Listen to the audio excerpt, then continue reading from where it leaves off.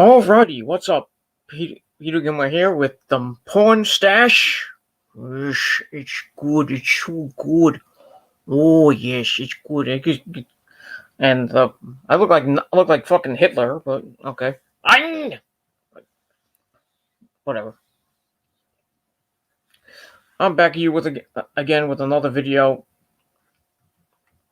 right here on on youtube.com/Peter Gilmore. Thank you all for watching this video. Make sure you like this video, hit that subscribe button down below, and subscribe to my other channels, which are down below in the description box. And as always, find me on Facebook, follow me on Twitter, share this video all over the internet, and tap that bell, turn on all my notifications so you never miss an upload. And YouTube can somehow send my videos out to you if they choose to. But they're not, but they suck. And that's pretty much all I got to say about that. Alright, I apologize for the lateness of this video. I got home late from work. I had to rewatch rewatch the ending of Double or Nothing, because I watched like the first 3 matches at work, and then by the time I got home it was like about right before 11, right before it ended. So I had to rewatch everything from behind. I had to watch the casino ladder match. I had to watch the women's title. I had to watch the Stampede match. I had to watch Moxley, Brody Lee. So it took a while to get up, and I apologize for that. And plus, I had to eat and take a shower. Of course, because I stink. But I sweated all day at fucking work. Yeah, but good thing is I get the day off tomorrow. But I gotta go in Memorial Day for probably 6-7 hours of fucking boredom. But that's it. Then I get the day off Tuesday, and then I gotta go in Wednesday morning, and then I'm off Thursday and Friday. Then I have a short day on next Saturday. I'm happy. The money that you wish you had. That's all I gotta say about that. Alright, on this late Saturday night, May the 23rd, 2020. Big ups to my good buddy Willie G and my sister for having a happy birthday today. And if everybody else has a birthday today, happy birthday. And if you're born on the 24th, happy birthday to you too. So on this video on May 23rd, 2020, or if you're watching from somewhere else, May the 24th, 2020, it is time for your late night AEW Double or Nothing 2 review.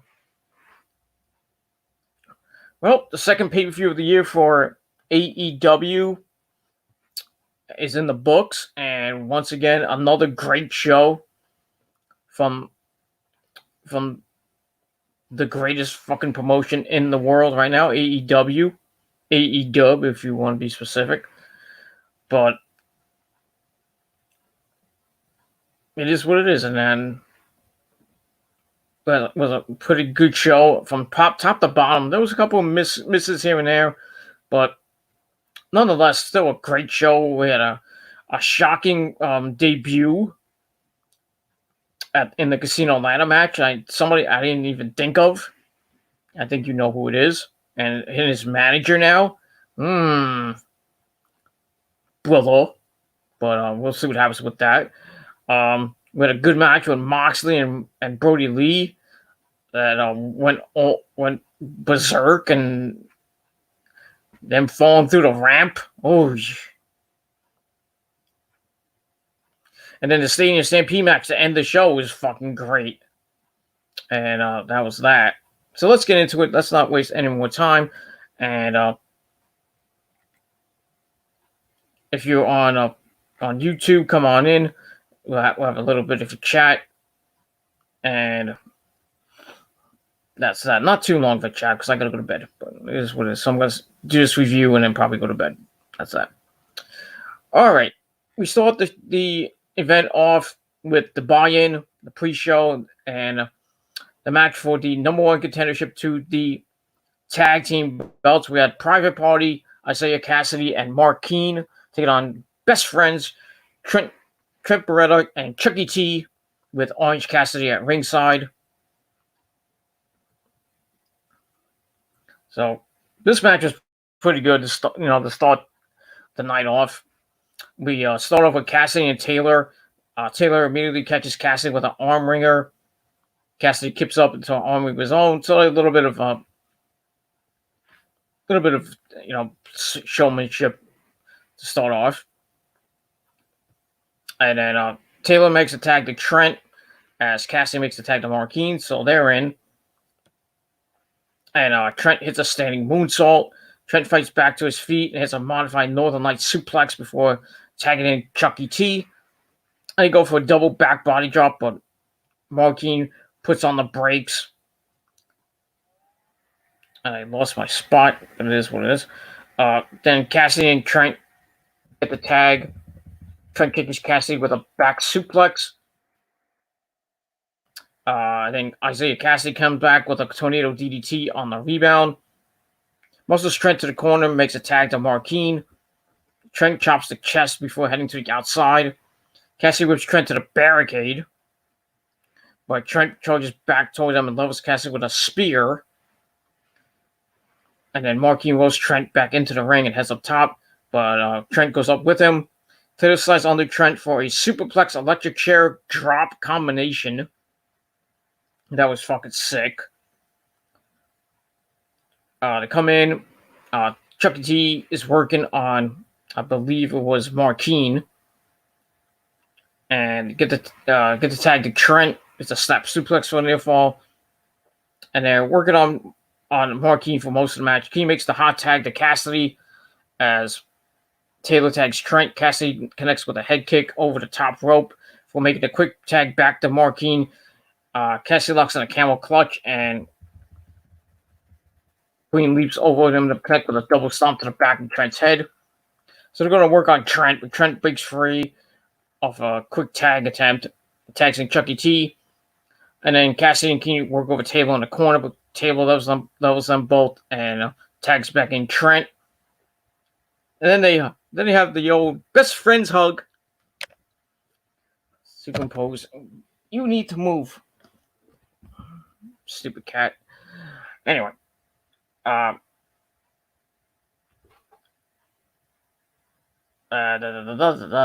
lost my spot. Then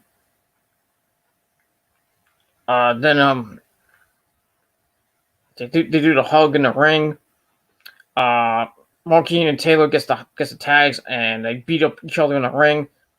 Chucky T makes the quick tag back to Trent. Cassidy and Queen catch Taylor with the G9, which is a tribute to Shad Gaspard. May he rest his mighty soul.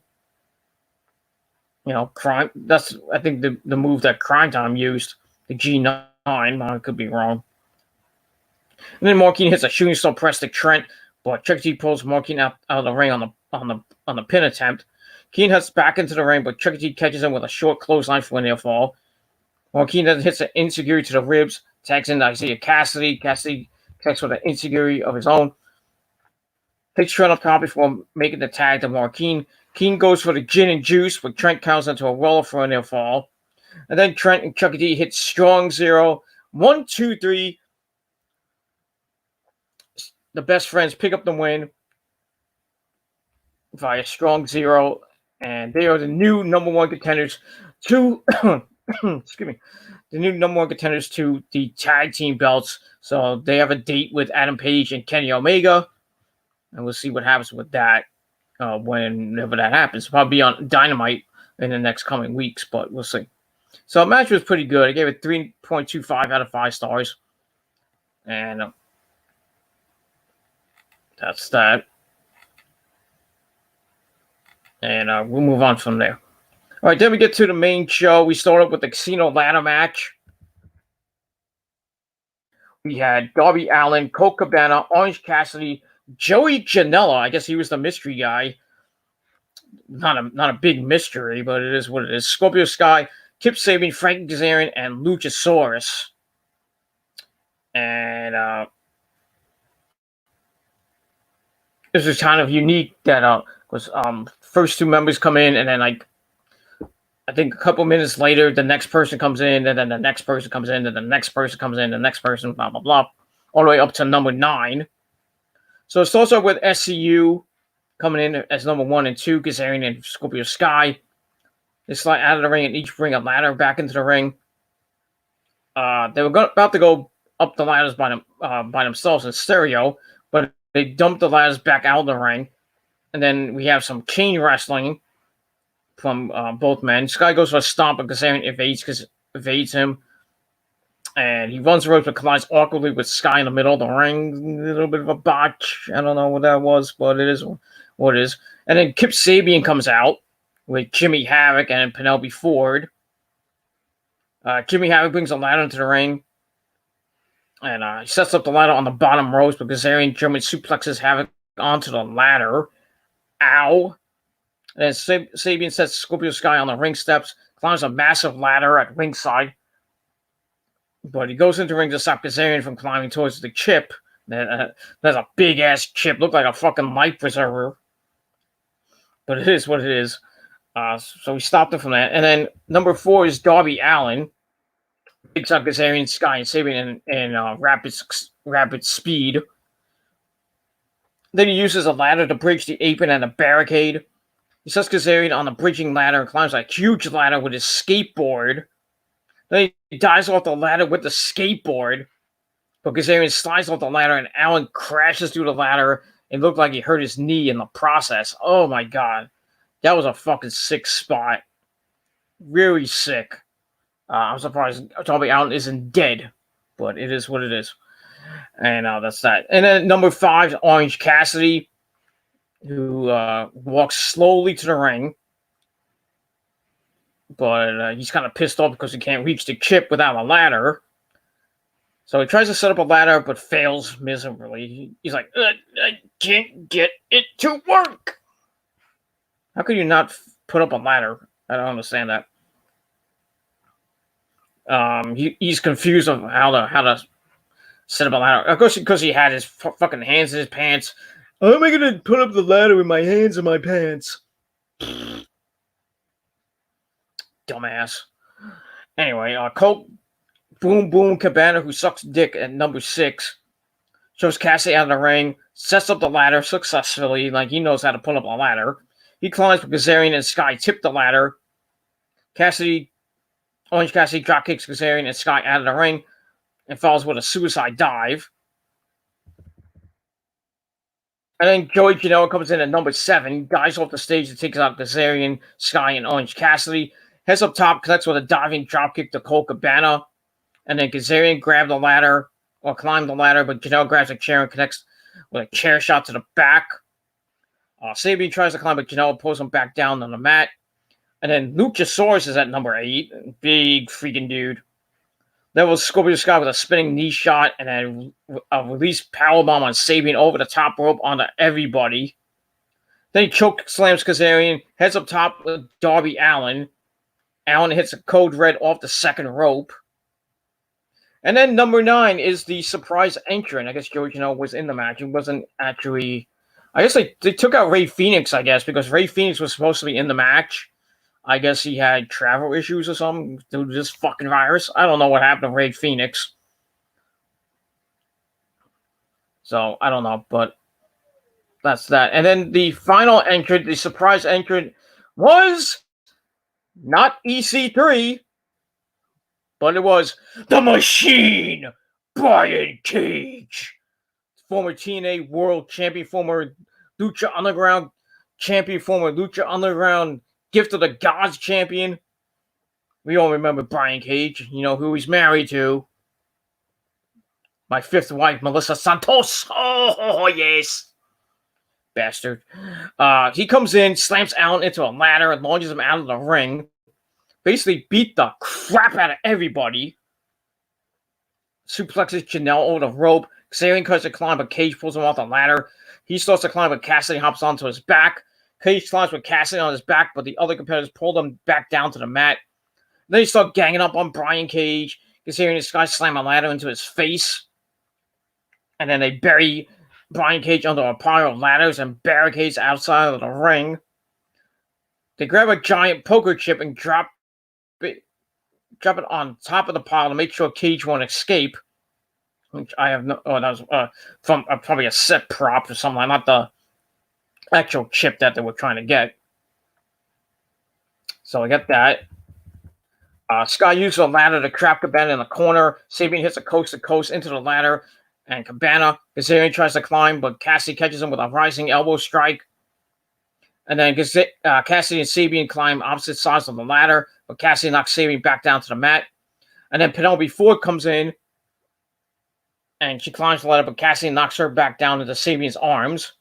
Oh, such a good guy. And then Jimmy Havoc pulls Cassidy off the ladder, but Chuck Taylor and Trent make the save. They pull Havoc out of the ring. So that storyline is continuing on. And then Luchasaurus tries to chokeslam Cassidy, but Cassidy breaks free. He tries to chokeslam Luchasaurus, but that doesn't work. But then Marco Stunt, that little fucking 12-year-old runt, comes in with a tiny, like a ladder that looked like a ladder from the WLC. Remember that? The midget version of the TLC match back in WWE days, a couple years ago. Horrible match that was. He tries to assist Luchasaurus with the double choke slam. George Janela lifts Cassidy and hits a running Death Valley driver off the apron onto the giant poker chip that's still covering Brian Cage. And then Kazarian and Scorpio Sky climb opposite sides of the ladder in the middle of the ring, but Luchasaurus tips the ladder. Cage then finally escapes his prison. Well, all that debris on the floor. Heads back into the ring, and then him and Luchasaurus slug it out. Pretty intense battle there. Cage gets the best of it, powerbombs Luchasaurus into a ladder. Then he climbs the ladder, but Darby Allin comes back into the ring. Cage sets Allin on a ladder, then tosses both Allin and the ladder out of the ring. Fucking sick. And then Brian Cage climbs the ladder, grabs the chip to win the match, and he gets a future AEW World title shot. Oh, interesting. Brian Cage getting a title shot on his debut. So if I was Jon Moxley or Brody Lee, I'd be watching out because a machine is coming for them. But match was great. I gave it 3.5 out of 5 stars. And that was that. And we're going to move on with that. And that's it. Let's consult the chat real quick before we get to our next match.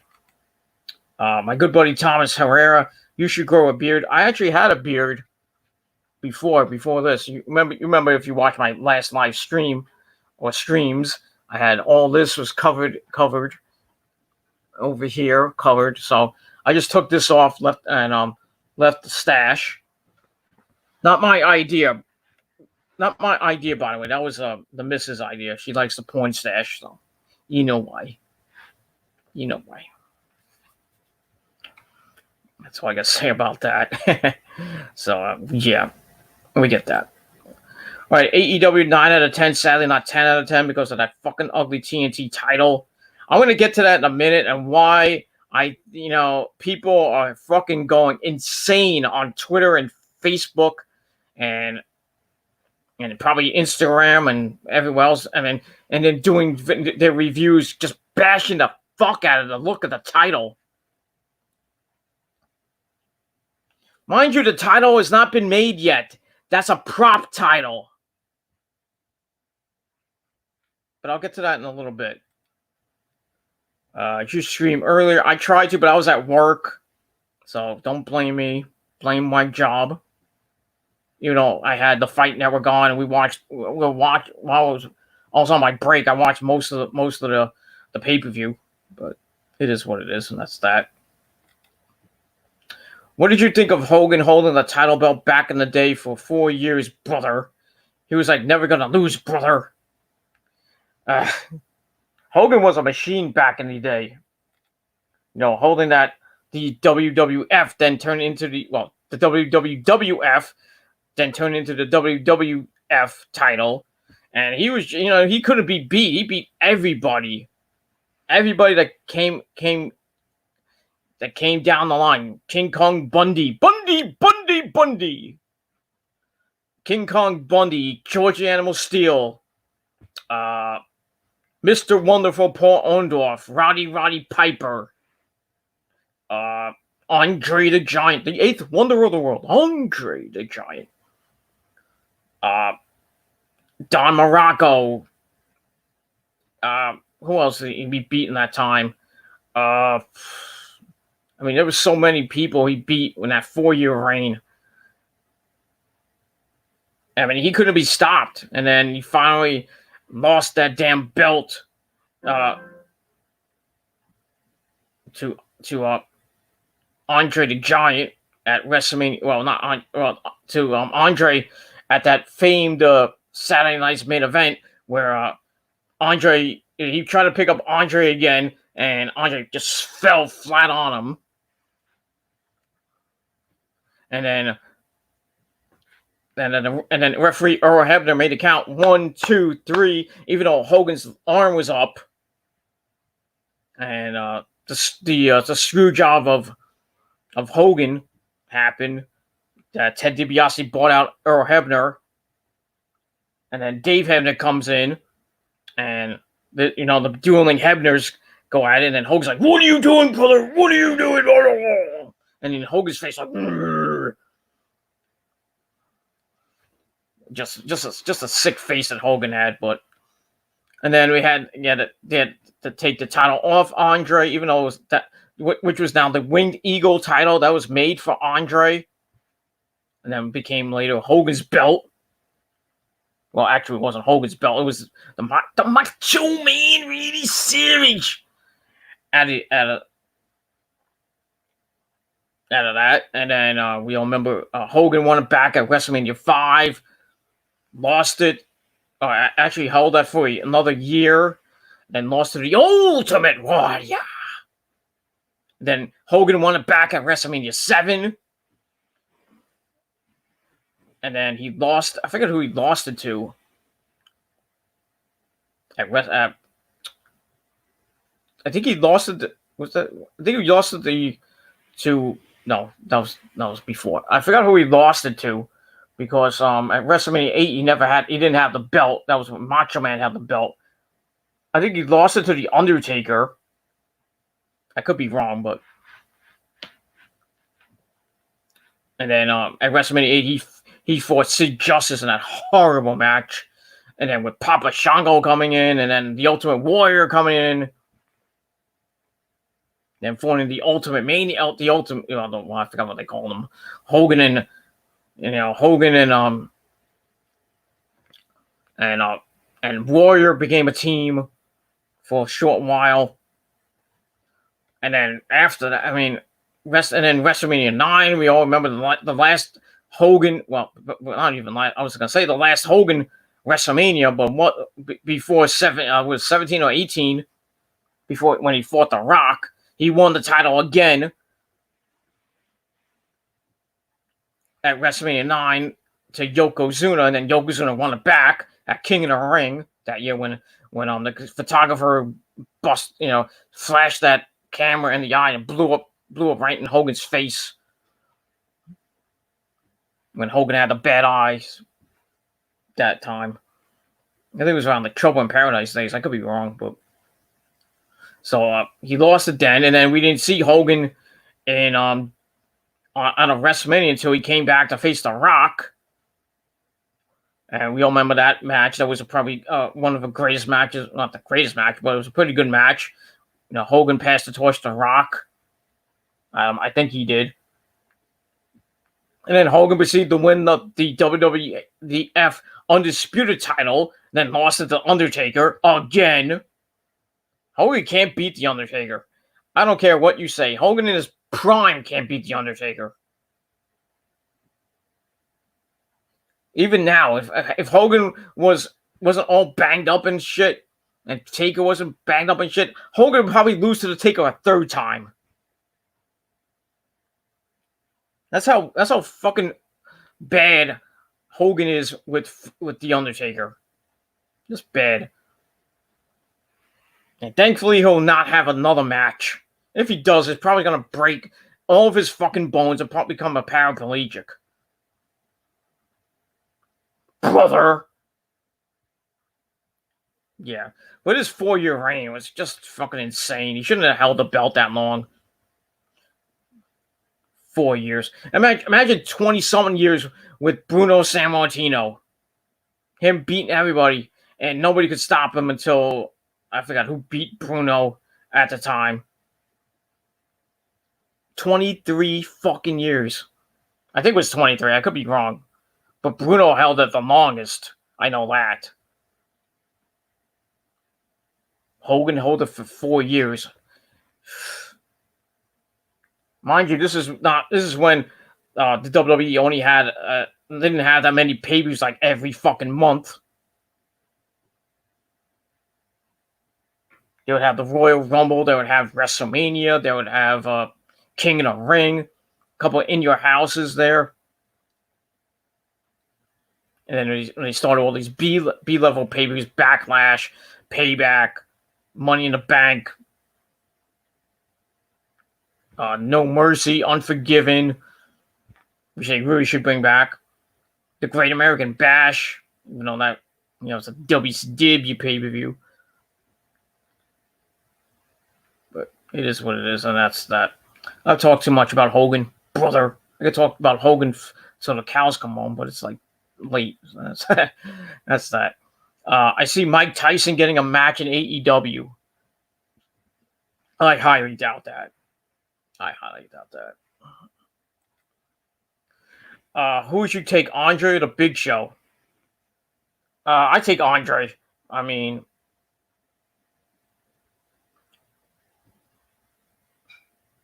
I have to. You got to go with Andre. Andre is a fucking legend.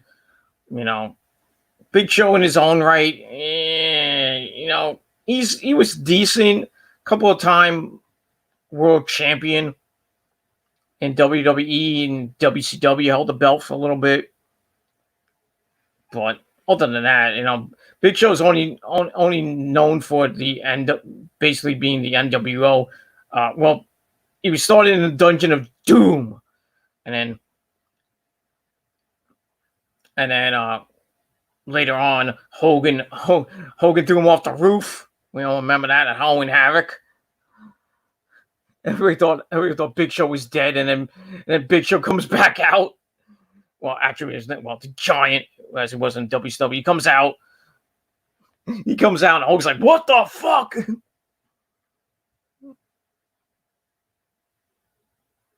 That was. I don't remember what year that was. I think it was 97, 98 of Halloween Havoc. They got to bring that. That's a pay-per-view they should really bring back. Fuck Hell in a Cell. Bring back fucking Halloween Havoc. There's been rumors of it coming back, but I don't even think it'll ever come back as much as I want it to. And all the stuff with it. Spin the wheel, make the deal. Bring that back. Not this stupid Raw Roulette shit. Raw Roulette looked like crap.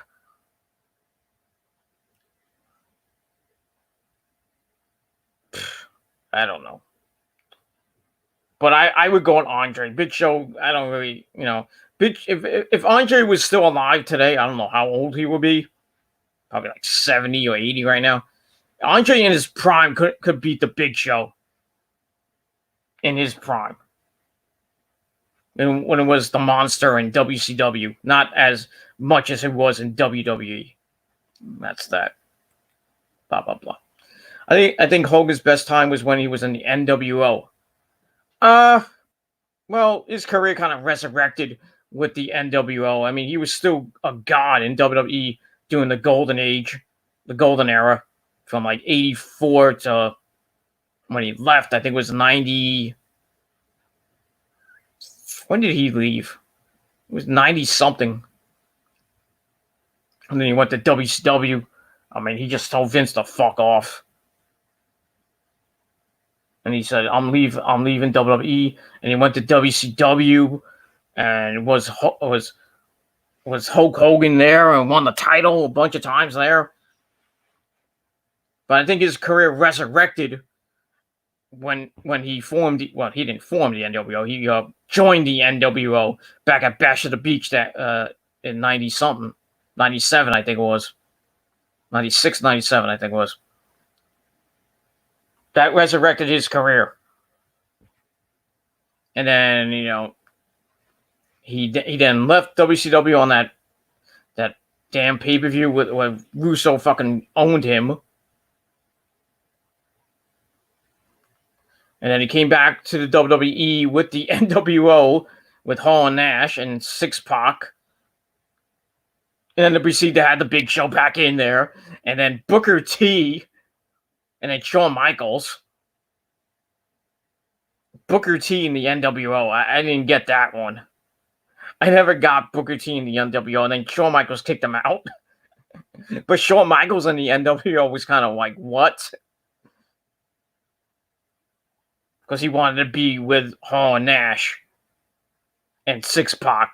So it's kind of like a DX reunion in the NWO. Because it made no sense at one point. It's like, what the hell? All we needed was Triple H. Imagine Triple H being in the NWO with Hogan, Hall, Nash. Holy crap. That would have been interesting. That would have been really interesting. Hogan, Hall, Nash, Six Pac, Big Show, Michaels. I mean, they could have formed a lethal faction. Almost like the NWO version 2. Well, it was the NWO version 2. They could have made it better and not add all these freaking nobodies that they had back in WCW. They got Scott Norton and, who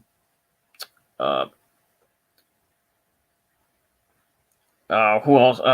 Vincent, with Virgil, whatever you want to call him.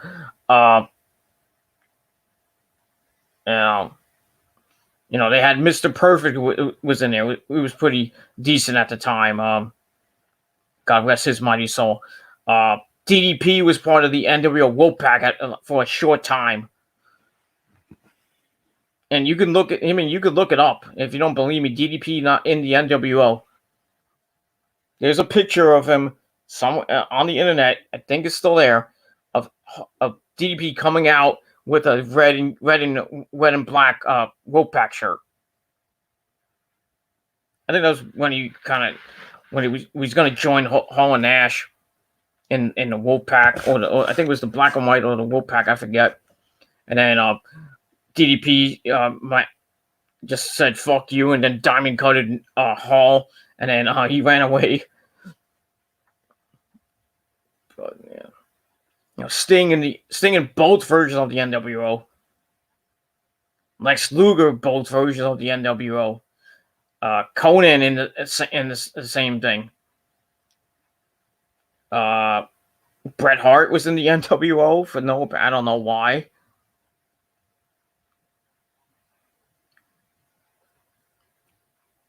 All the big names were in the NWO. Well, most of the big names, not a guy like Scott Norton or the Macho Man Randy Savage was in both versions. That's that. Blah blah blah blah blah blah blah blah. Wonder why Taker never won the spinner belt. I don't even think he looked good with the spinner belt, to be honest with you. And that's that. And the spinner belt looked like shit anyway, thanks to Cena. That is Hogan said he wants a match in WrestleMania at age 66. If that happens, I hope it's not versus Roman. I heard a rumor that Hogan wanted to fight. Who do you want to fight? I don't think it was Roman. I think it was. I don't even remember, but I think I don't. You never say never in the world of professional wrestling, but Hogan at another WrestleMania, probably his last WrestleMania ever. I don't want to see Hogan at WrestleMania. I really, to be honest with you, I don't want to see it. Because Hogan's battered and beat up, and one wrong move, he's fucking done. They're going to have to carry him off on a forklift. Because he will not get out of the ring. He is just broken, messed up. He's at hip surgeries, leg surgeries, back surgeries. I mean, he's a fucking cripple. He can't walk.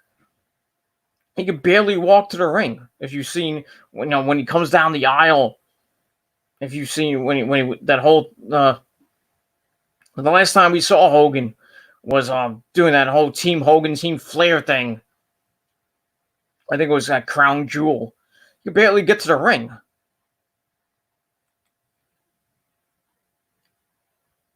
That's that. Yeah. Booker T is amazing. In Harlem Heat, it was. As a singles competitor, not so much. Not so much. That's that. That's that. I wish WWE didn't retire ECW. I always said that they should have kept the brand and make it the Attitude Era. Like, well, I was hoping for that. Everybody was hoping for that when ECW had that little when they had the invasion because in 2001, 2002, I believe. I think 2001 or 2002 was the invasion. When ECW was out of business, and then they invaded WWE, and we all thought that ECW was going to come back. Maybe as a third brand. Somebody like Stephanie McMahon would have ran it because she was, running it when the invasion happened. Shane was part of WCW because he bought WCW. And then Stephanie bought ECW, even though it was run by Heyman.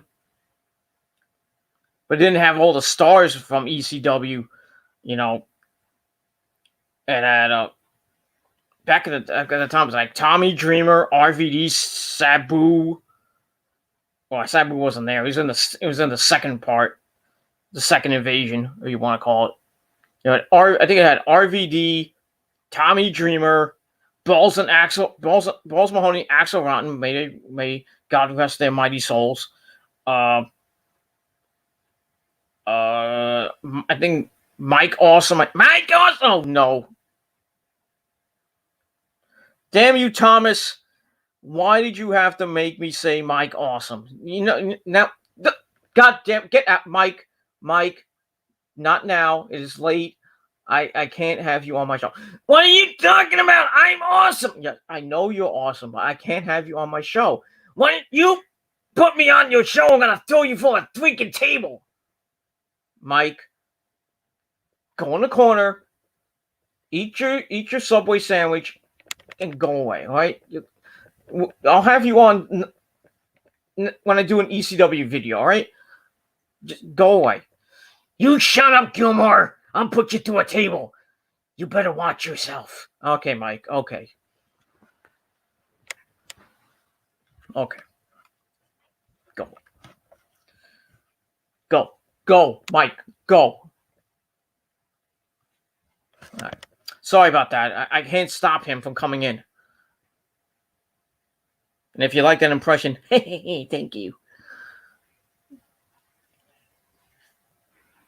I can't stop him from coming in,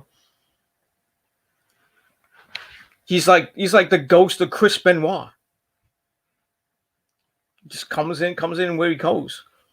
But anyway, talk about ECW back in that time, it was just, the only one person missing from that ECW invasion in 2001 was New Jack. Oh man, imagine New Jack in the invasion. Whew, boy. But I think the last time we saw New Jack was at I think one of the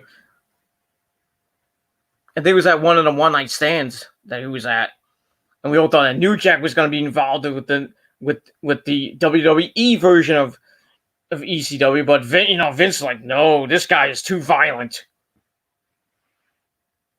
And, New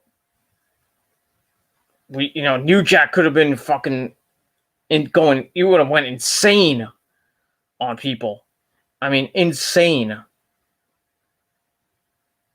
I mean, if they brought him and Mustafa on, the gangsters, excuse me.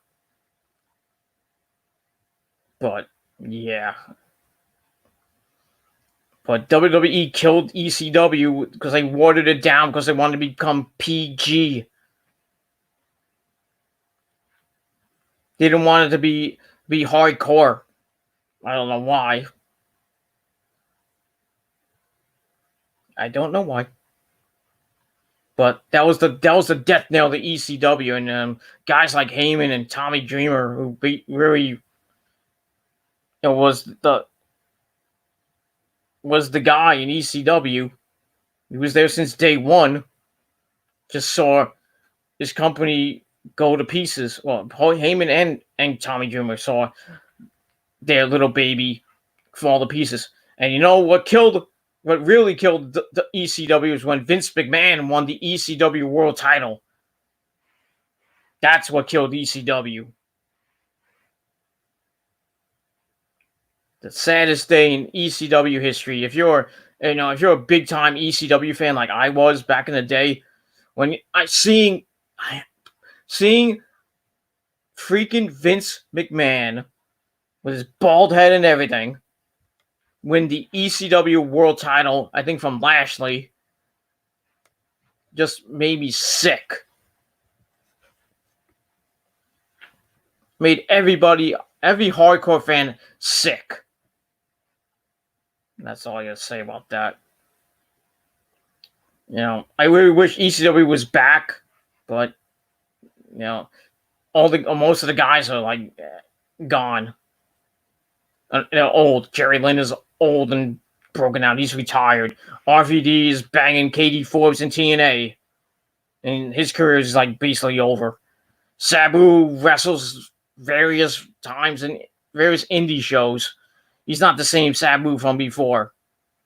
Just Incredible, he's got his demons with drugs and stuff. Not the same guy. Shane Douglas does conventions now. Francine does the same thing. Lance Storm, I think, runs his own school now, but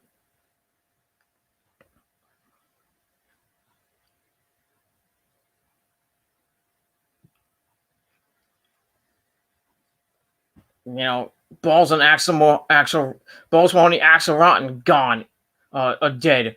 Ian Rotten dead. Brian Pillman dead, and he was in ECW for that one show when he just stood there, had his cane, and says, "I'm gonna piss all over ECW." And then Shane Douglas had to basically kick his ass. Well, he almost kicked his ass, ran him out of the building, and then Heyman never wanted him again. Because they were supposed to do some angle, I think. Him and Brian Pillman were supposed to do some angle, and then Pillman didn't like it, and he just went off on everybody. He's like the infamous Smart Mark promo. We basically dissed freaking Bischoff. But Bischoff fired him, and that's where Brian Pillman went. He went to ECW for that one part, and then basically his stay was like Heyman said, "Bye, I don't want to deal with this fucking psychotic guy." And then he went, and then Pillman went to WWE. And that was that. That. If I can get this one. One more move, and that's his ticket to the graveyard. Yes, Hogan. Yeah. One more wrong move. He's going to be in a wheelchair for the rest of it. Well, the rest of his life. And that's that. Do not want to see Hogan ever again wrestling. Same thing with Flair. Flair is what, 72, 73? He wants to have another match? No way. Let's not have a Terry Funk thing going on where everybody's wrestling in their 80s. Terry Funk wrestled until he was like 81, 82. Broken out, Terry Funk! Terry Funk! I was a hardcore legend in Japan! Japan, #1, anti-right cactus! Bang!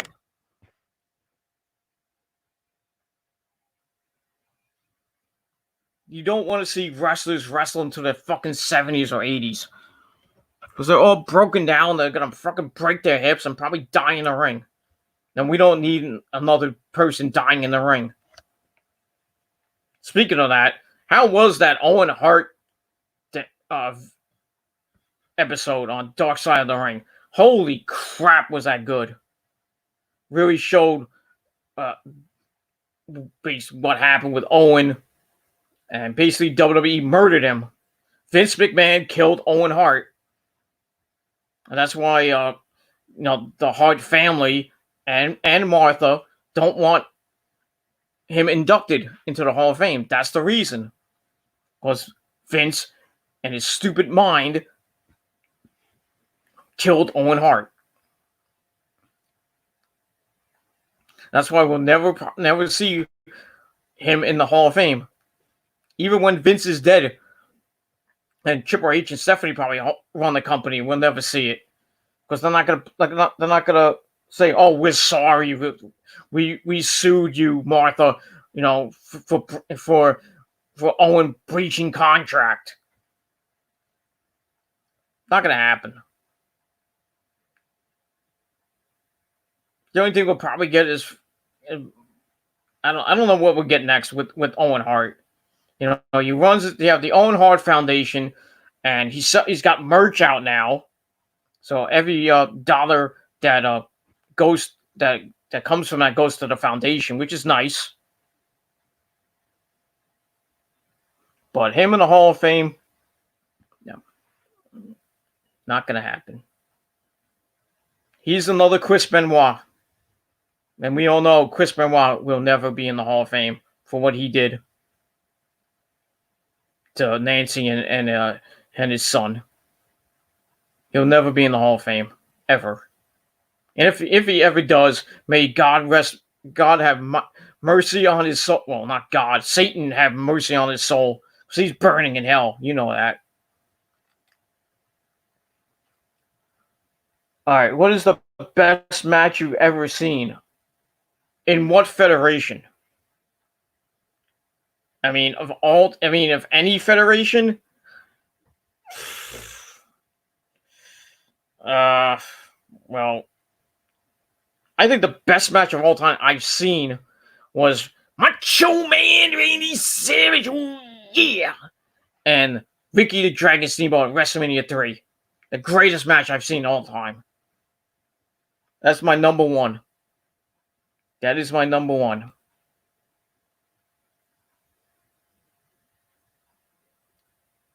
That is my number one. No, nothing can really top that.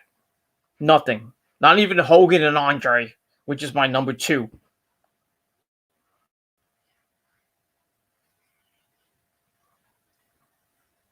And that's that. Those two matches are my favorite matches of all time that I've seen live. That wasn't at the in Detroit back in WrestleMania 3. I was watching at the Nassau Coliseum in Long Island, New York, on closed circuit TV. Remember that, before pay-per-view? I watched those two great matches, and I was sitting like really close too. If there was a ring, I would be like maybe the second or third row, ringside, because I got the hookup. I had the hookup back in the day. Not that I went to a lot of wrestling matches back in the day. I went to WrestleMania 1 and WrestleMania 3. And then I went to WrestleMania 10 because I know people that work in Madison Square Garden. That's why I get my Ranger tickets. I went to WrestleMania 10, WrestleMania 20 at the Garden, Survivor Series at the Garden, SummerSlam at the Garden.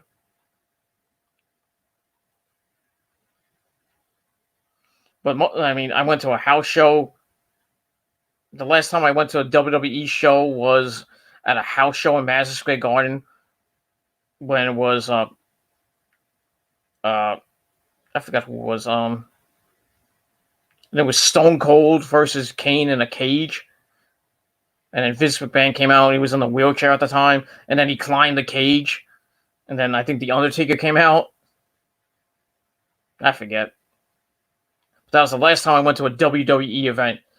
Their prices are fucking insane. For a ringside seat, they gotta pay out your mortgage for that shit. Fuck that. Fuck that.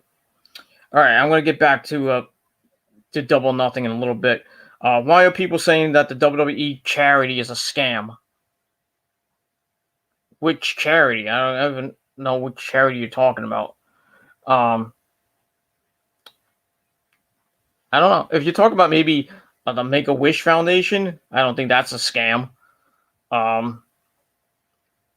don't even know which charity you're talking about, Thomas. I really don't know. So I can't really answer your question there.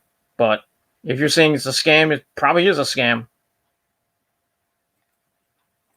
Man, that's it for that. All right, getting back to AEW, like I said, we had Best Friends beating the number one contendership for the tag titles, and then with the Casino ladder match, we had Brian Cage debuting and winning the chip, and he gets a future AEW World Title shot. When that will be, I don't know. And that's that. All right, then we get the match number 2. We had MJF taking on Jungle Boy Jack. Match was all right. I went too far out of my notes here. So that match was all right. It's also with Jungle Boy leveling MJF with a shoulder block. MJF rolls out of the ring to regain his composure. Goes back in the ring with Jungle Boy catches him with a body scissors. He rolls into a full mount and goes to work with some ground and pound. MJF whips Jungle Boy to the corner, fakes a knee injury to take control of the match. That's how MJF works. Knocks in a side headlock. Jungle Boy fights back to his feet, breaks free. He ducks a punch, connects with a springboard crossbody. But MJF fought back with a back elbow shot. Follows up with a backbreaker. And then whips Jungle Boy into the corner for a 2 count. He starts choking Jungle Boy in the corner. Jungle Boy reverses positions and connects with a European uppercut. And looks like Jungle Boy's left arm was kind of hurting him because kind of got involved near the end of the match. So he's fighting with one arm. His ropes connects with a rolling double-handed chop. Then they go to the outside. Jungle Boy connects with not 1, not 2, but 3 suicide dives to the outside. Rolls MJF back in, hits a springboard moonsault DDT for a near fall. MJF comes back with a double stomp to the injured arm for going back and forth with Jungle Boy and chops in the middle of the ring. Hits the ropes, but eats a super kick, followed by a Canadian destroyer. So Jungle Boy giving MJF a run for his money. So he locks in the crossface, but his injured arm gave out. MJF had to bite the fingers to break free, but Jungle Boy delivers a poison hurricanrana on the apron. Ow. That hurt. Rolls him back into the ring, has up top, but MJF grabs the referee's leg, causing Aubrey Edwards to shake the ropes, which crotched Jungle Boy on the top turnbuckle. He has up top with Jungle Boy, but Jungle Boy hits an avalanche Liger bomb for a near fall. MJF tries to lift Jungle Boy, but his back gave out. So the injured arm of Jungle Boy and the injured back of MJF is going to play into the ending of this match. MJF goes for a backslide pin, but Jungle Boy kicks out at 2. Then MJF connects with several elbow shots to Jungle Boy's injured arm. And then they trade rolling pin attempts, but MJF is the one who ends up with the 3 count. So they go back and forth with some rolls, but MJF got the better of it, and he picks up the win. And a pretty decent match. I give it 3.25 out of 5 stars for that. And that was a pretty good match. Jungle Boy gave MJF a run for his money. MJF thought it was going to be a squash match. And that was that. And that's it. All right, then we get to match number 3 for the AEW TNT Championship. We had the finals with Cody with Arn Anderson at ringside taking on Lance Archer with Jake Roberts at ringside. Match was pretty good as well. So also with Archer hitting the blackout as soon as the bell rang, but Cody rolled to the outside to prevent the pin attempt. Archer heads to the outside, rolls Cody back into the ring. He goes for the Iron Claw, but Cody caught the arm, knocks in a modified armbar. Archer gets his legs under him and plants his boot on Cody's face to break the hold. And then he's slugged out in the middle of the ring. Cody goes for a slingshot Diamond Cutter, but Archer countered with a mid-air shoulder block. Then he go out of the ring again. Archer launches Cody over the barricade. And then he rolls Cody back into the ring. Starts grinding his face grinding his forearm into Cody's face. Grabs Cody's wrist and walks the top rope before hitting that springboard moonsault of his. You can call that I guess you can call that new school, not old school, but call it new school for a 2 count. Goes for a vertical suplex, but Cody countered with a knee shot to the head. Cody lifts Archer up for a vertical suplex of his own, but instead dumps him to the mat face first suplex. Archer gets back to his feet, rips the padding off the turnbuckle, as we see Iron Mike Tyson at ringside with the TNT title. And we see him yawning. I guess you didn't get much sleep there, Mike? Kind of a late night? We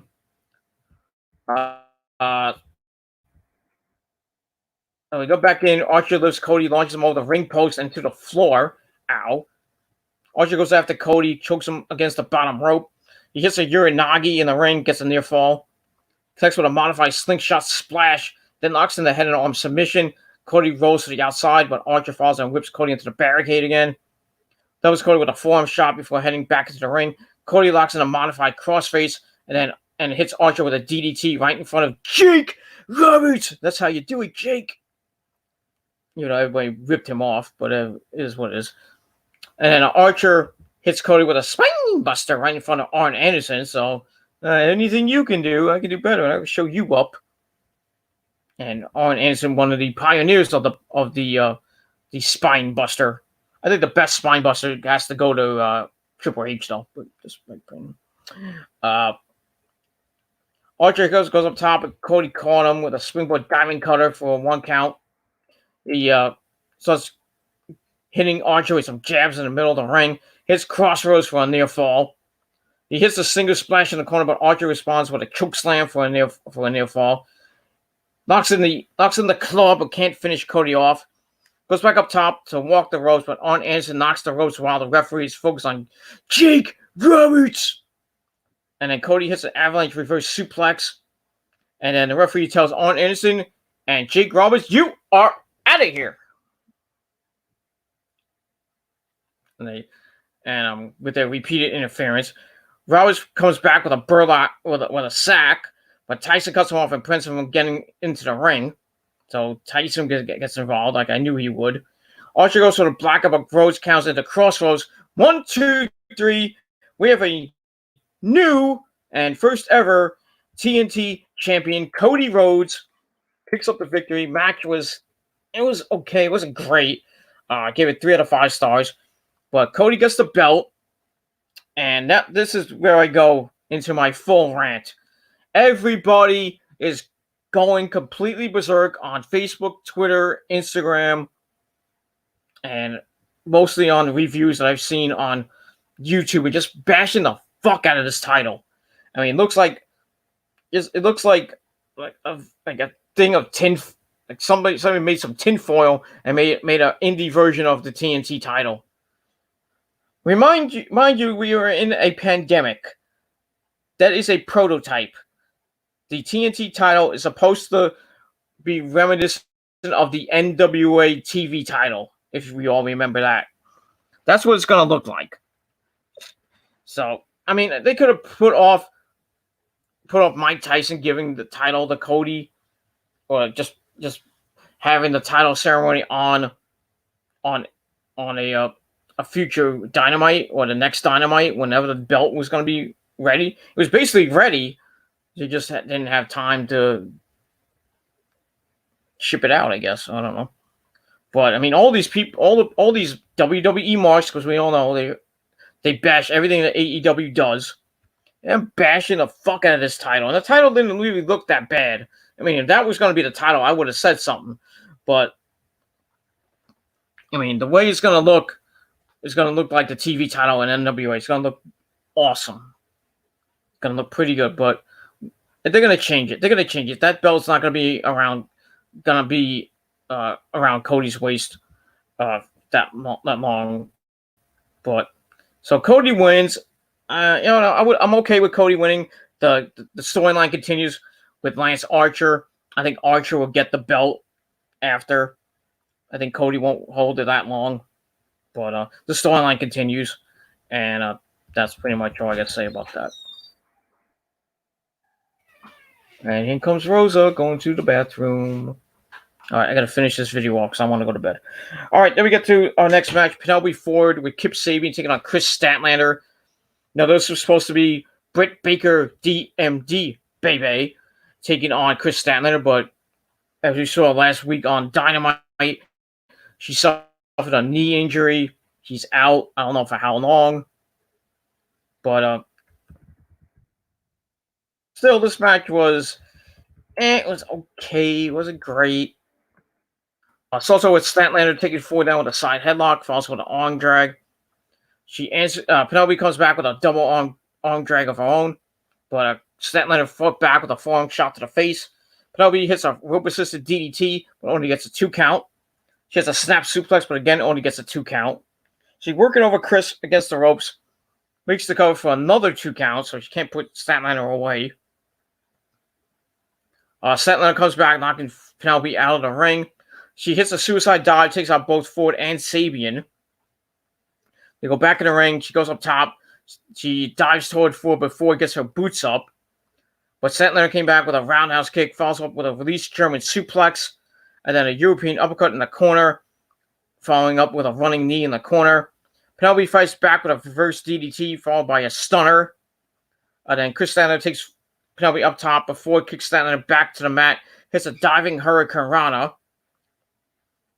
And then Chris Statlander came back with a modified Blue Thunder Bomb, followed by the Big Bang Theory for the 1-2-3. So Statlander gets the win, I think, on her road to the AEW Women's title. I think she's going to be the next one to get it. But we'll see what happens with that. I think if it was Britt Baker, I think Chris Statlander would have won anyway. So they just threw in Penelope Ford, and that's that, because they didn't have anybody else to go against her. Can't beat Rio. Rio's stuck in Japan. Could put maybe big. Well, I would say Big Swole, but match would have probably sucked anyway.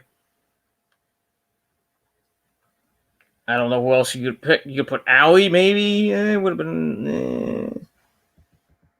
Allie's probably stuck in Florida somewhere. I don't know what they're doing with the Butcher, the Blade, and her. We haven't seen them in a while. So the match was, I gave it 2 out of 5 stars. And that was that. And we move on from there. Then we go to Dustin Rhodes and Shawn Spears. We had Tully Blanchard at ringside. Match was, this was kind of your kind of sleeper, not the sleeper match, but you wanted to go to sleep during this match. Spears comes out in a suit. Why, I don't know. He says he's sure that Dustin Rhodes is home, and then Dustin's music hits, and Spears looks concerned, and then he realizes he was just messing with us. The referee then calls for the bell and starts to count out Dustin. Then Brandy Rhodes comes out to distract Shawn, and then we see Dustin Rhodes come out of nowhere, attacks Shawn Spears, stomps on Spears in the corner, and falls out with his patented power slam. He rips off his shirt, and Spears' shirt and pants, leaving him only his socks and boxers. Yeah. Then he almost pulled down his boxers. We see half of his ass. Hits an inverted atomic drop. Then he goes to the outside, and then we see Tully Blanchard's face on the front of Shawn Spears' boxers. That looked hideous. Spears heads back in the ring, but Rhodes catches him with the final reckoning for the 1-2-3, mercifully ending this god-awful match. I don't know why this match even happened. It could have been on the next Dynamite, but match was kind of I think it was the worst match of the night, so I gave it 1.5 out of 5 stars. This was just, you know,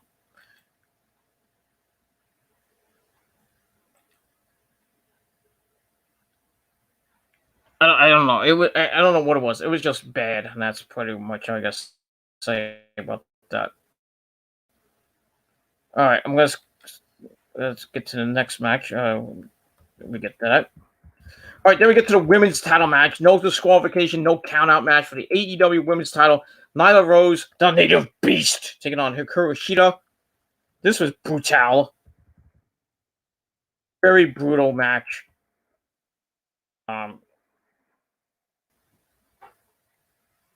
It went everywhere. I mean, they used kendo sticks. Nyla came in with a kendo stick, takes a swing at Hikaru Shida at the bell, but Shida evaded it.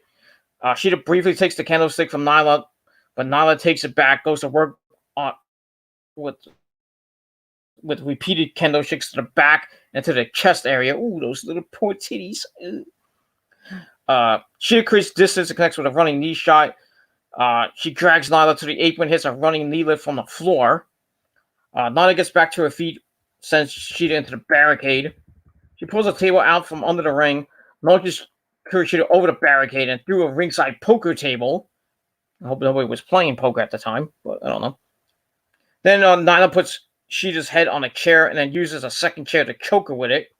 She delivers a chair shot to the gut and rolls Shida back into the ring, where she hits a running splash for a 2. Then she goes for the Beast Bomb, but Shida counts into a Hurricane Rana. She goes for a suplex, but Rose counts into a suplex of her own. She clotheslines Shida to the outside, whips her toward the stage steps, but Rose leaps off the steps and dies on the. But Shida leaps off the ropes and dies on the Nyla. Shida dumps Nyla over the barricade, slams her face first into one of the giant poker chips. Then she hip tosses Nyla onto the giant poker chip and then connects with a running knee shot. Then she dumps Nyla back over the barricade, grabs the kendo stick, starts going to work with the kendo stick, chases Nyla back into the ring. Then she goes to work with a volley of kendo stick shots in the ring and then hits a bling buster onto the kendo stick for a near fall. That had to hurt. And then she continues to beat down with a running knee shot, but only gets another near fall. She charges at Nyla, but Nyla catches her with a running power slam. She sets Shida on the top rope and hits a diving knee shot from the top turnbuckle. She goes for the cover, but only gets a 2 count. She slides the table in the ring, props it up in the corner. She goes for the Death Valley driver through the table, but Shida floats over and lands on her feet. She goes for a knee shot, but Nyla blocks it and powerbombs Shida through the table for another near fall. Then she has a Death Valley driver, goes to work with some more kendo stick shots. She goes up top, but Hikaru Shida launches the kendo stick at her. Just threw it at her. She goes up top with Nyla, hits an Avalanche Falcon Arrow for a near fall. Very near fall of her own. I thought she was about to win the title from there. But she goes for the running knee shot, but Nyla hits the knee with a kendo stick. Hikaru grabs the kendo stick and connects with a home run shot to Nyla. But that didn't... and that was it for Nyla. Shida hits the stiff running knee shot. 1, 2, 3. We have a new AEW Women's Champion, Hikaru Shida. I thought this was going to be later on, but I thought Nyla was going to hold the belt, so maybe Chris Statlander won the belt, but maybe now it could be Hikaru Shida and Chris Statlander until Britt Baker comes back. So we'll see what happens with that. So Hikaru Shida gets the win. Match was decent and brutal. I gave it 2.5 out of 5 stars. So congratulations to Hikaru Shida winning the AEW Women's title. I do see a rematch coming probably on the next Dynamite with these two ladies. I don't know what's going to happen, but we'll see what happens with that. All right, then we get to the AEW World title match. Jon Moxley taking on the Exalted One, Brody Lee. This was brutal. This was a brutal match. Very good match. Starts out with Moxley go for a running knee shot, but Brody catches him and tosses him into the corner. Goes to the outside. Moxley collects with a suicide dive. Brody fights back with a suplex on the outside and then goes to work, hits some chops. Throws Moxley back in the ring, connects with a slingshot senton splash. Hits not one, but 2 suplexes. Takes Moxley up top. Moxley locks Brody back down to the mat. dives toward him, but Lee knocks him out in midair. He dumps Moxley to the outside, hits a suicide dive of his own. That was interesting. Props him up on one of the barricades against another barricade. Suplexes Moxley onto the barricade. Ow. Then he rolls Moxley back in the ring, and then they go back and forth in the middle of the ring. Moxley wins the exchange with a clothesline follow with a pile driver for a near fall. Brody goes to the outside, but Moxley connects with a double axe handle shot from the apron. He goes to charge at Brody, but Brody catches him with a low dropkick to the gut. Then he drags Moxley onto the ring steps, but Moxley back body drops Lee off the steps and through a ringside table. And then he rolls Brody back in the ring, heads up top, but Brody joins him up top, hits a superplex. And then they go back to the outside. Moxley dives at him, but Lee catches him and suplexes him into the ringside decorations. Ow. And then he rolls him back in the ring, hits a sit-out powerbomb for a near fall. And then Brody chases Moxley onto the stage. Moxley launches an oversized poker chip at him. And then Brody sets off for a powerbomb on the stage, but Moxley counters into the paradigm shift through the ramp. Holy fucking shit. Through the ramp, both men are down. Paul Turner doesn't know what to fucking do. And then while this is going on, Excalibur's going, oh my god! And Jim Ross is going completely berserk, and Tony Schiavone's just there.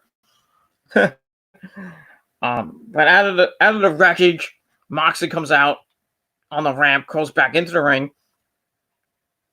Brody comes out of the ramp. He's busted wide open, gushing blood. He goes back in the ring. Moxley immediately attacks and just pounds on that injured face, is opening the cut even more. Locks in a rear naked choke, puts Brody to sleep, and the referee had to call for the bell because Brody couldn't answer the bell. So Moxley beats the crap out of Brody Lee. This match was insane. I gave it 3.5 out of 5 stars. It was a brutal match, and Moxley retains the belt, and probably on the collision course with Brian Cage, because that's probably his next challenger. And we'll see what happens with that. The Machine versus the Lunatic. I can't wait for that. And that's pretty much it. So 3.5 out of 5 stars for the match, and that's that. All right, then we end the night with the Stadium Stampede match. Matt Hardy, broken Matt Hardy, yes. And the Elite, Hangman Adam Page, Nick and Matt Jackson, the Young Bucks, and Kenny Omega taking on the Inner Circle, Chris Jericho, Jake Hager, Sammy Guevara, and Santana and Ortiz, LAX. This match was insane. Another insane match. They started off on they had the ring on the 50-yard line, and falls count anywhere.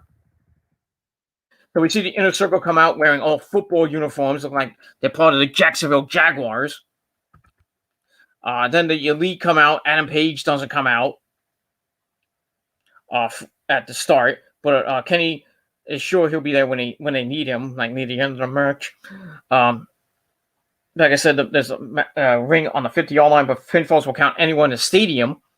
So they all brawl. Hager beats Matt Hardy against the ring apron.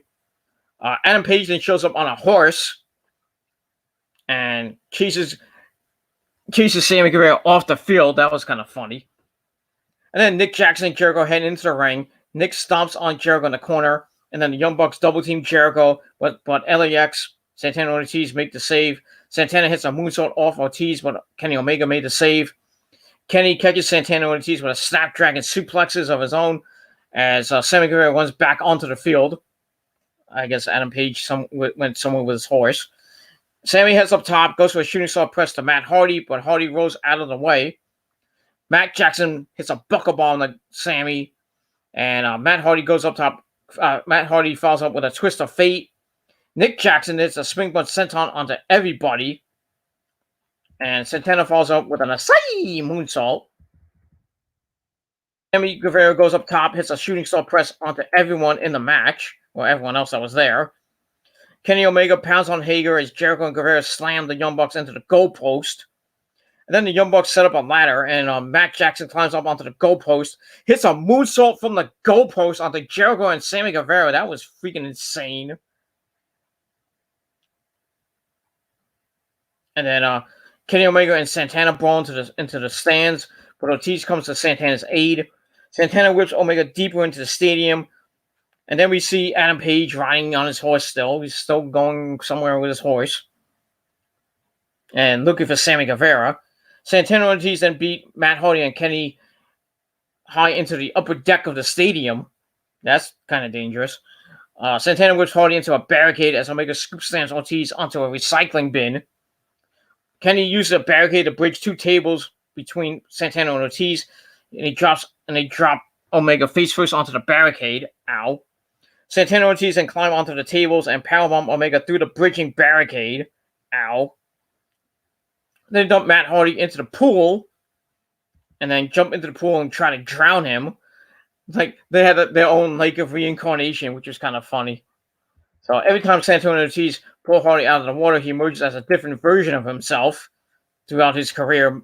Version 1, Matt Hardy, when he first came up, like the Brood Matt Hardy, Broken Matt Hardy, different versions of Matt Hardy. That was kind of funny. Then they go back out of the pool. Hardy sets Ortiz on a table. Santana charges at Hardy, but Hardy back body drops him through Ortiz and the table. And then he hits Ortiz with a huge bell and then duct tapes him to a wheelchair. Santana tries to powerbomb Hardy on the concrete, but Hardy floats over and locks Santana in an ice chest, like they did with him a couple weeks ago in that massive brawl, that massive street fight they had. Jake Hager's looking for Adam Page, finds him at the bar, drinking as usual. So Hager joins him for a drink before they beat each other up. Page grabs a pool cue and breaks it over Hager's back. Hager fights back, hits Page with a Uranagi onto the pool table. He sets Page on the bar, drives him through the length of the bar. Zoom! And then gets a gut-wrench powerbomb to a table, but only gets a 2 count. Then Kenny runs into the bar to make the save, smashes a beer bottle over Hager's head. No, I don't think there was any blood there, but yeah, that's what it is. Then he smashes several bottles of the bubbly over Hager's head. Adam Page follows up with a buckshot lariat. We get back on the field. Matt Jackson still brawling with Sammy Guevara. Hits not one, not two, but 3 straight Northern Light suplexes as his brother Nick shoves Jericho's face into a mist machine. Jericho comes back, slams a yardage marker into Nick's face, but Nick slams a bullhorn into his face. Then he finds a bag of footballs and launches several of them into Jericho's nutsack. As while this is happening, Matt is still delivering rolling Northern suplexes to Sammy, and close to taking him the full length of the field. 100 freaking suplexes, really, Matt Jackson? Jericho levels Nick, but only gets a 2 count. So he kind of yells at the referee, "I thought I was 3." The referee goes to the replay booth. The ruling on the field stands. Jericho grabs a bat. His bat is Bat Foley. Goes after Nick, but Matt makes a save. He holds Jericho on the table, and Nick dives out of the stands to put Jericho through the table. Then Adam Page shows up with a line marker, paints a line right over Jericho.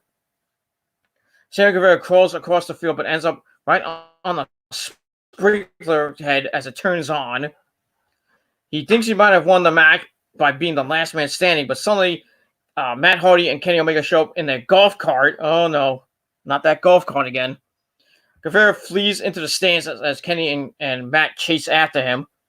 Kenny hits Sammy with a knee shot and falls out with one-winged angel out of the stands and through a platform on the field. Ow. And he covers Sammy Guevara for the 1, 2, 3. So the Elite pick up the win, like I knew they would pick up the win. And they win the Stadium Stampede match. Match was fucking insane. I gave it 4.5 out of 5 stars. Great match. They went like a half hour. But very insane. Are you having a snack? You want one? Get me one too. I don't know what you want. All right. So This match was in what? I'll get it after. The match was fucking insane. Just brutal match. And like I said, that ended the night for AEW and capped off a great night of action. A lot of people giving, I don't know, some people giving these 6s and 7s. I personally gave it a 9 out of 10.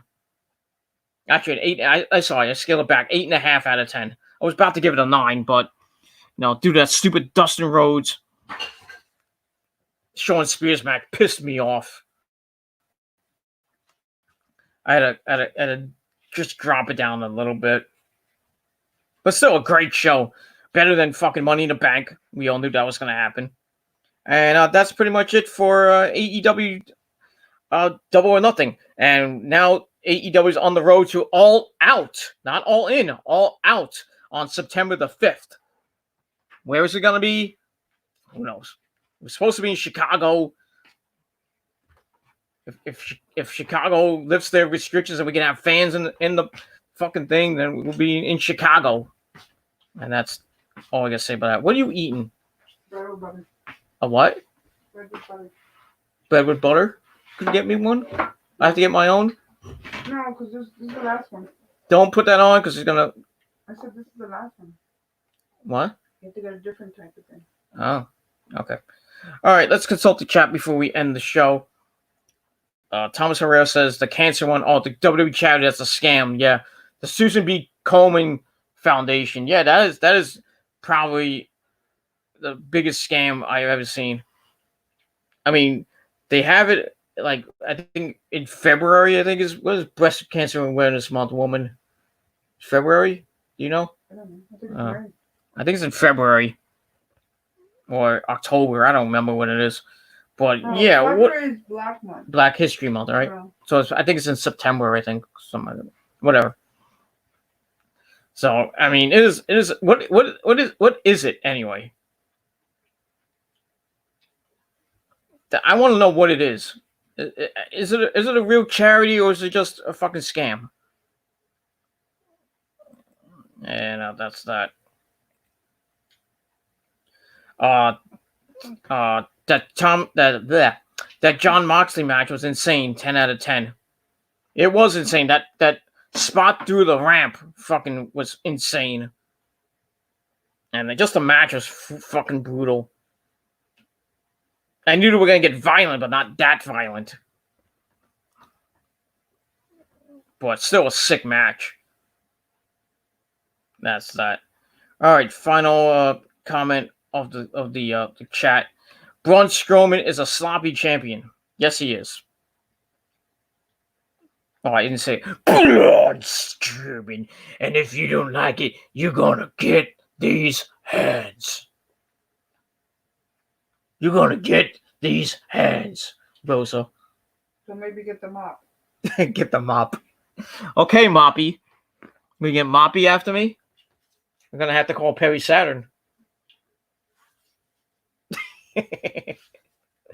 Oh boy. Alright, so yeah, Braun Strowman is a crappy Universal Champion. You know he's gonna retain at Backlash and that the supposed greatest match ever handicap match with Miz and Morrison. Hey, ho ho. Backlash just looks like it's gonna suck. I think TakeOver would be better not next week, the following week. TakeOver is gonna be better than fucking Backlash, and got some pretty good matches. Right? I don't know how many matches have been announced besides Ciampa and Killer Cross, but I think you're gonna have a Velveteen Dream, Adam Cole 2. I think Adam Cole is gonna lose that belt to the Velveteen Dream. And Velveteen Dream's going to hold the belt, so probably Killer Cross gets it. Or Ciampa. One of the two. But Adam Cole's going to get a rematch after that, so I don't know. But Velveteen Dream probably win the belt at TakeOver. Since he didn't win it on NXT TV, he'd probably make him win it at TakeOver. But I would not be surprised if Adam Cole retains the title and keeps going on this champion. And if anybody could beat him, it's probably going to be either Ciampa or it's going to be Killer Cross. And that's probably all I got to say about that. All right, that is it for now. Thank you all for watching. Great edition, great pay-per-view. Double or Nothing 2020 is in the books. Now we're on a road to All Out, September the 5th. We got the Aftermath edition of Dynamite this week. Should be a pretty good show. We'll see what happens with the with Cody and the TNT title. We'll see what Jon Moxley's next opponent is. Probably be Brian Cage. We'll see. We got a new champion, Hikaru Shida, as the women's champion. We'll see what happens with that. Maybe a rematch on Wednesday night with Nyla Rose. We'll see. And that's all I got to say about that. So Dynamite should be pretty good this week. And that's pretty much all I can say about that. So once again, 8.5 out of 10 stars for Double or Nothing. Very good show. The match of the month. Well, not the match of the month. The pay-per-view of the month. And that's all I can say about that. So that's it for my video. Thank you for watching. Rosa, say goodnight. Rosa. Good night. Rosa. Mm-hmm. All right, that's it. Thank you for watching. I'm Peter Gilmore signing off. Peace out. Rock on. Thank you, Thomas, for coming into the chat. As always, join me on my next video, which will be, did I do my SmackDown review? I think I did my SmackDown review. I forget. But probably do some maybe another video tomorrow. I'd be meaning to do the Shad Gaspar and tribute and the Hana Kimura thing too. You know, the 22-year-old Japanese girl that killed herself because of people cyberbullying her. Fucking sad the way that she went out. Hana Kimura. I can't believe it. Why did she kill herself? Because she got cyberbullied on online. Hey, she killed herself. Nobody killed her. I know that, but you know. That was a choice. You have the choice not to do that. How Yeah. old was she? How old was she? 22. She was an adult. She didn't know any better? Yeah. You should have known better, Pete. Yeah, but we really, there really needs to be a thing for cyberbullying. Pete, there is. I know, but they really got to enforce it more. You don't take it seriously. Calm the fuck down. I know, but You some think people don't have. If you kill yourself, I'm gonna go kill myself? No, that's not what you do. No. I've been cyberbullied most of my YouTube career, and in real life too. So, did I decide to kill myself? No. That's what I'm saying. It's like weird. Who does it? And who You gotta have a sense. You gotta have a strong skin. Some people don't. Some people say those are demons. Yeah.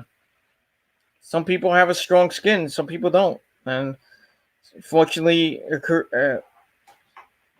Hana Kimura had she couldn't take it anymore. Like all these kids getting, and you see in junior high school and high school. Hey, they get cyberbullied. We get really bullied, and we didn't kill ourselves. I know. That's what I said. That's different. We're a different breed back then. Not like these millennials. We're old school. Me and Rosa are old school. Well, Rosa's old school. I'm gonna throw bread at you. Throw the bread. You are old school, though. Old moldy bread. Old moldy bread. Old school. That's what Rosa is. But I digress. All right. So thank you for watching. Peter Gilmore and Rosa signing out. We'll see you guys on my next stream, which will probably be my tribute to Hana Kimura and Shad Gaspard. Probably tomorrow sometime afternoon or early evening, because I gotta go to bed early tomorrow night. I got morning shift on Monday, so which sucks. Gotta work Memorial Day. But on Tuesday I will be doing my post Memorial Day vlog on TGC 170. So you get that. And a live Q&A on this channel Tuesday night. Well, not Tuesday night. Probably Tuesday afternoon, Tuesday night, Tuesday evening. Sometime, I would say probably around, I would say between 3 and maybe 9 o'clock. I would be doing the, maybe around 9 o'clock. I'll be doing the live Q&A. So not gonna, hopefully it won't be too long because I got to work the next morning. So probably be maybe around an hour and a half, maybe a 2-hour thing, but we'll see what happens. I don't want to make, like I said, I don't want to make it too long because I don't have a lot of time on StreamYard as it is. I only got 20 hours to work with on 3 separate channels. So, but I would get the $20 a month, but I'm kind of, not. I don't have a lot of money. I got to pay a lot of bills right now. So, and I just got my check, and it wasn't what I thought it would be, but it is what it is. I didn't work that many hours like the last pay period, so. But this pay period, I'm working more hours, which is good. So my next paycheck should be a little bit better. So get that, and that's that. I get to start saving up for my trip now, because I got to save up for the plane tickets. I got to save up for the food, and the Uber, because I'm taking an Uber to the airport. I'm not taking my car. Because going to the airport, doing that long-term parking, not good, and that's all I gotta say about that. So, all right, that's it. So thank you everybody for watching. Enjoy the rest of your Memorial Day weekend. Got Sunday and Monday. You can go to the beach. I think it's going to be 70 tomorrow, but it's going to be cloudy here in the Northeast, wherever you may be, in California or in Florida or Virginia, South Carolina, Texas, Louisiana, Georgia, everywhere in the United States, mostly in the United States. You can go to the beach. You can go have a little barbecue by yourself. I think Governor Cuomo today said that you're going to have gatherings, small gatherings of up to like 25 people, but inside you gotta have 10 people. So it's starting to get better. It's starting to get better. Pretty soon we'll be having large gatherings. Probably not till next year. At this rate, getting people back in the stands. Hopefully for baseball season and maybe for football season, but that's up in the air. I think hockey season is done because we haven't heard anything from hockey. Baseball, I heard a rumor that it was going to start July 2nd. But I haven't heard anything regarding baseball.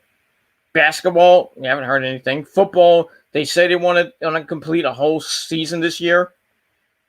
With or without fans. Probably without fans, most likely, but that means the Super Bowl will not have fans, but we never know, depending where. I think it's in Miami this year, so who knows if there's going to be fans for the Super Bowl this year, depending on if we get another wave of this crap. And there's one coming. We're already starting in China, so it's only a matter of time before it spreads through Asia, into Europe again. Italy's probably going to get hit hard again. Germany, France, Spain, and England. Then it's going to come over to the United States probably in September or October, maybe early November. Because when the weather's going to get cold, that means the virus is going to get stronger. I mean, the second wave, they're saying, is going to be even deadlier than the first version. That's going to suck. But hopefully by then we have a vaccine. The ramps. Some certain companies are ramping up the production of the vaccine. But President Trump said they want to get the vaccine done by December, by the end of the year. We'll see what happens with that. You only got about a little over 6 months to go, so we'll see. But hopefully we have a here in the Northeast, especially New York, which is the only region in New York to not open yet. But the Mayor de Blasio saying that New York could reopen sometime by June 1st, maybe the latest June 13th. So we got another week to two, maybe 3 weeks left. And then maybe New York City can finally reopen. And I can finally go see my friends in December's fall. But we'll see what happens with that. And we move on. All right, I'm going to finally shut up. And that's pretty much it. I hope you like the porn stash, because it's going to stay for a little while. So if you don't like it, well, fuck you, man. And that's pretty much all I gotta say about that. So thank you for watching. Have a great rest of your Memorial Day weekend. I'll see you on the next video, whatever that may be. Maybe tomorrow, or maybe Monday night for my Raw review on the Kill the Demons channel. So that's it. But continue to subscribe to this channel and all my other channels as well down below. Continue to friend me on Facebook and follow me on Twitter. Twitter link down below in the comments, the description box. Smash that like button to death. Share this video all over the internet. And like I said, if you have any questions for my live Q&A on Tuesday night, start forming your question. You can put it down below in the comment section of this video. Hit me up via Twitter or hit me up on the live stream itself. And that's pretty much all I got to say about that. All right. I'm going to bed. It's 3:30 in the morning. I'm going to go to bed because I'm probably not going to get that much sleep tomorrow.